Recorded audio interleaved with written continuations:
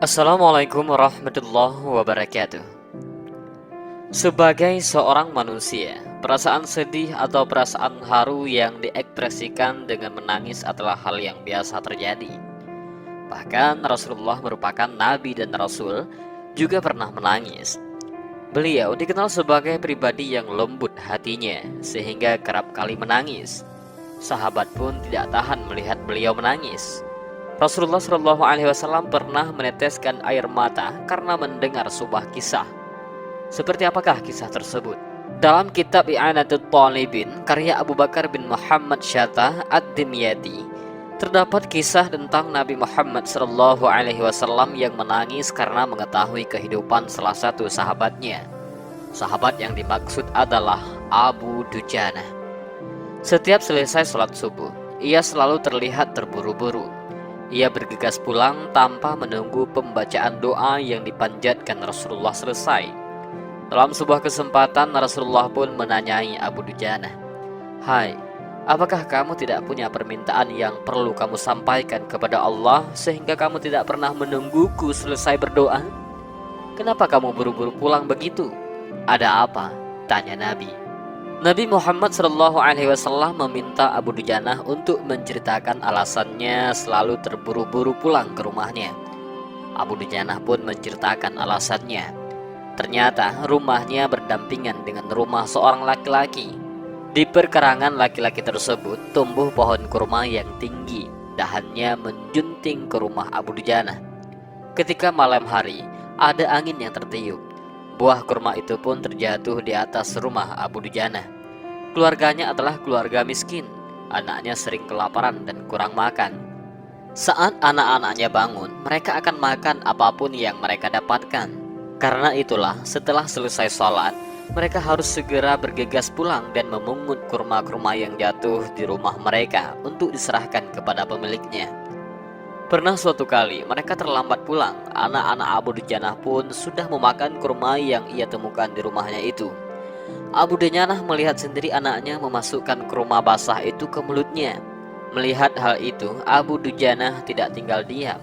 Ia segera mengeluarkan kurma itu dari dalam mulut anaknya. Apapun yang ada di dalam mulut anaknya ia keluarkan. Anaknya pun menangis karena kelaparan. Abu Dujana walaupun orang yang tidak punya, tapi ia tidak ingin membiarkan anaknya makan makanan haram. "Wahai baginda Nabi, kami katakan kembali kepada anak itu, hingga nyawamu lepas pun, aku tidak akan rela meninggalkan harta haram dalam perutmu itu. Seluruh isi perut yang haram itu akan aku keluarkan dan akan aku kembalikan bersama kurma-kurma yang lain kepada pemiliknya yang berhak." Setelah mendengar cerita tersebut, mata Rasulullah berkaca-kaca, lalu air matanya mengalir deras. Rasulullah pun mencoba mencari tahu siapa pemilik pohon kurma yang dimaksud sahabat Abu Dujanah.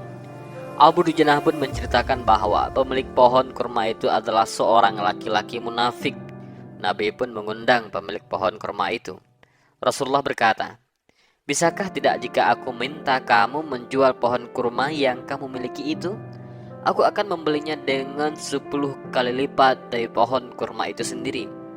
Pohonnya terbuat dari satu batu zamrud berwarna biru, diserami dengan emas merah, tangkainya dari mutiara putih. Di situ tersedia bidadari yang cantik jelita sesuai dengan hitungan buah kurma yang ada. Begitulah penawaran yang diberikan Rasulullah.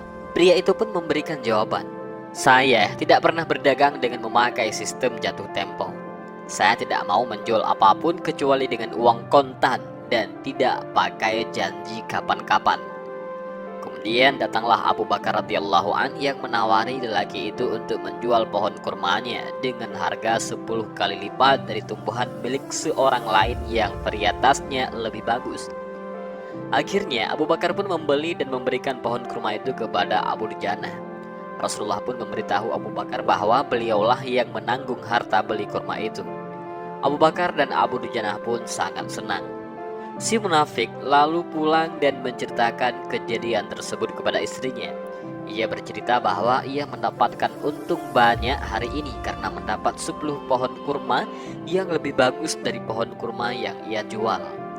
Ia juga berencana untuk berbuat licik dengan berkata kepada istrinya, Padahal kurma yang aku jual itu masih tetap berada di perkarangan rumahku. Aku tetap yang akan memakannya lebih dahulu, dan buah-buahnya pun tidak akan pernah aku berikan kepada tetangga kita itu sedikit pun. Ketika bangun dari tidurnya, si munafik mendapati pohon kurma itu telah berpindah ke tanah Abu Dujana. Tempat semula pohon itu tumbuh seolah-olah tidak pernah ada pohon kurma yang tumbuh di sana. Tempat itu rata dengan tanah, dan si munafik pun heran menyaksikan hal itu. Dan itulah kisah yang membuat Rasulullah menangis. Kisah ini mengajarkan kita akan berpegang teguh pada suatu yang benar walaupun dalam keadaan apapun. Seorang tidak boleh memberikan barang haram untuk dikonsumsi untuk keluarganya. Hal ini sesuai dengan hadis Rasulullah SAW. Tidaklah tumbuh daging dari makanan haram kecuali neraka lebih utama untuknya. Hadis riwayat Tirmizi. Tanggung jawab seorang ayah dalam institusi keluarga adalah memberi nafkah yang terbaik untuk menghidupi istri dan anak-anaknya. Nafkah tersebut disyaratkan harus berasal dari usaha-usaha yang dihalalkan oleh Allah Subhanahu wa Ta'ala. Berdosa hukumnya memberi makan keluarga dari nafkah yang diperoleh dengan cara-cara yang diharamkan secara syar'i. Karena itu, jangan sekali-kali terlintas dalam pikiran kita untuk memberi anak istri dengan makan yang haram atau melakukan cara-cara yang diharamkan dalam mencari nafkah. Kalau itu sampai dilakukan, sama artinya kita menyuapkan bara api neraka kepada keluarga kita.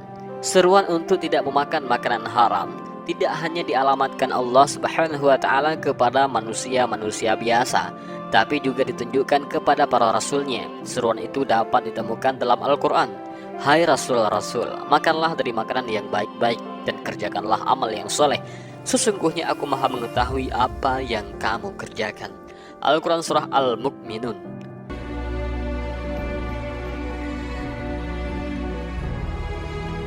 Selain itu, dampak yang diakibatkan dari mengkonsumsi atau menggunakan uang haram dalam kehidupan sehari-hari sangatlah besar.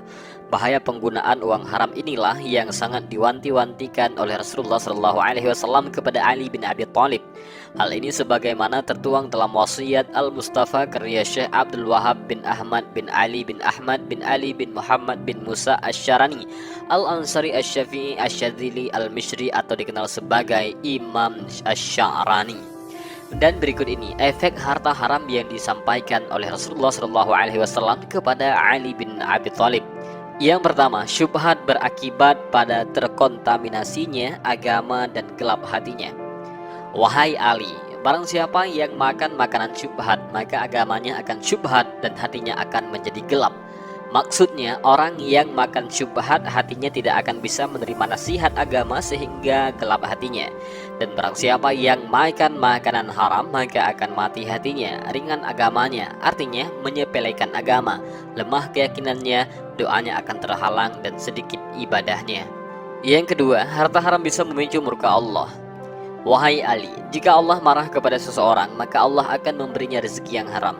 Dan ketika Allah semakin marah kepada seseorang hamba, maka Allah akan mewakilkan ataupun memberi kuasa kepada setan untuk menambah rezekinya dan menemaninya, menyibukkannya dengan dunia serta melupakan agama, memudahkan urusan dunianya, dan setan berkata, menggoda dengan kalimat Allah Maha Pengampun dan Maha Penyayang. Yang ketiga, setan akan senantiasa membuntutinya. Wahai Ali, tidaklah seseorang berjalan kaki untuk mencari perkara yang haram, kecuali setan akan menemaninya. Jika ia berkendara, maka setan akan mengikutinya. Dan tidaklah seorang mengumpulkan harta haram, kecuali setan ikut memakannya. Dan jika lupa menyebut nama Allah ketika berhubungan suami istri, maka setan akan menemani anak-anaknya. Sebagaimana firman Allah pada surat Al-Isra ayat 64. Dan berserikatlah dengan mereka pada harta dan anak-anak, dan beri janjilah janji-janji palsu mereka. Yang keempat, harta haram bisa menghentikan keberkahan dalam agama. Wahai Ali, orang mukmin akan selalu bertambah kuat agamanya selama ia tidak memakan yang haram. Dan barang siapa meninggalkan ataupun menjauhi ulama, maka hatinya akan mati dan buta dalam melaksanakan taat kepada Allah. Yang kelima, bacaan Al-Quran pemakan harta haram tak akan berdampak apapun bagi dirinya. Halalkan apa yang dihalalkan dalam Al-Quran dan tidak mengharamkan apa yang diharamkan dalam Al-Quran. Maka orang tersebut termasuk orang-orang yang lemparkan kitab Allah ataupun Al-Quran ke belakang punggungnya.